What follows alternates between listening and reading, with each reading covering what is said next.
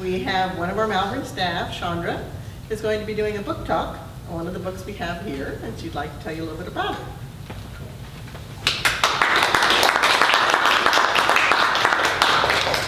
Hi everybody, thanks Gary, and thank you Richard.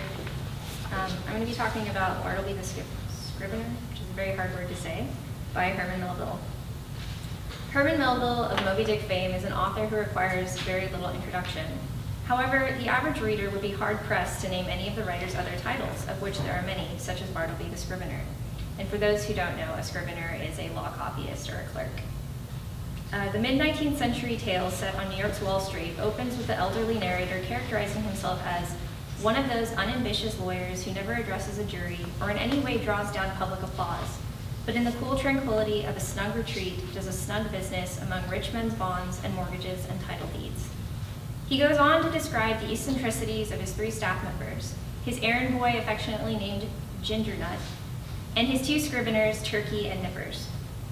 After detailing at length Turkey's alcohol-induced bipolar personality and Nippers' aggressive obsession with perpetually adjusting the ergonomic position of his desk, it comes as quite a surprise when the narrator reveals that the pale and reserved Bartleby, whom he has just hired as his newest scrivener, is the strangest he ever saw or heard of.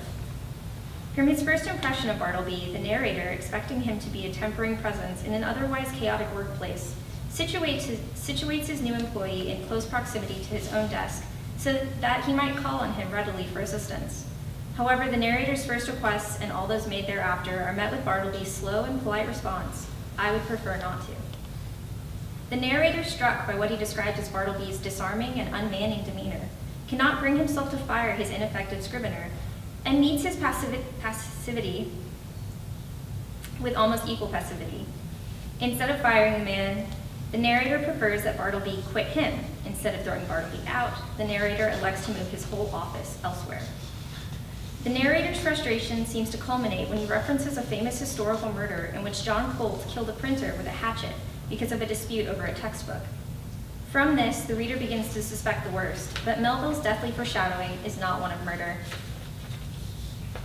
Many plausible interpretations of this text exist, including Bartleby as an example of clinical depression, which was my first impression as well. But another interesting analysis is that Bartleby is an analog for the author.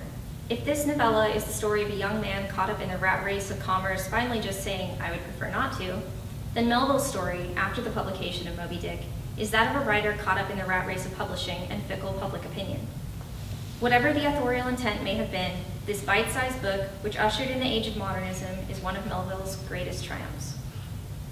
As marvelous as this book is on the inside, it is of equal loveliness on the out. Bartleby the Scrivener is one of many titles we carry from Melville House, from Melville House's Art of the Novella collection. As Melville House writes, "Too short to be a novel, too long to be a short story, the novella is generally unrecognized by academics and publishers. Nonetheless, it is a form beloved and practiced by literature's greatest writers. The Art of the Novella series celebrates this renegade art form and its practitioners with titles that are, in many instances, presented in book form for the first time. Many of the titles from Melville House are hybrid books, in that they are classics which embrace contemporary technology. By scanning the QR code in the back of the book, you're granted free online access to supplementary writings, photographs, and in the case of Bartleby, a recipe for ginger nuts. Plus, the novellas come in every color under the sun, so if you're having trouble deciding which one you want, you can always pick your favorite color. And you can check them out on that round table in the back of the store. Thank you, everybody.